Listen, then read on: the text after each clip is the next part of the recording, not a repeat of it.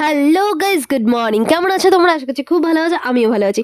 তো গিফট দেখে তোমাদেরকে শুরু করছি দিনটা। তারপরে আমি খেয়ে নিলাম লাঞ্চ, আর দারুণ ছিল লাঞ্চটা, বার্থডে লাঞ্চ বলে কথা। তারপরে কেক কাটলাম, কেকটা অসম ছিল। তোমরা খেতে গেলে মিওমোড়ে যেতে হবে।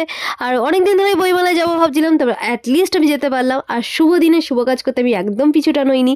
তো এই বইমেলায় গিয়ে সব কিছু করেছি, শুধু দুটা কাজ বাদে। এক, বই পড়িও নি, আর বই কিনিও নি, যেটা মেন কাজ হওয়া উচিত ছিল।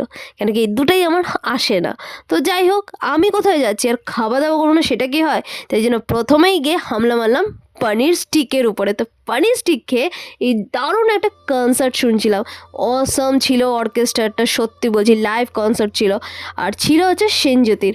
দারুণ দারুণ, অনেক দিন পরে এত মজা করেছি না, বিশ্বাস করো, বলে বোঝাতে পারবো না। তো এত সুন্দর কনসার্ট শোনার পরে খেয়ে নিলাম রুমালি রুটি আর পনির ভর্তা।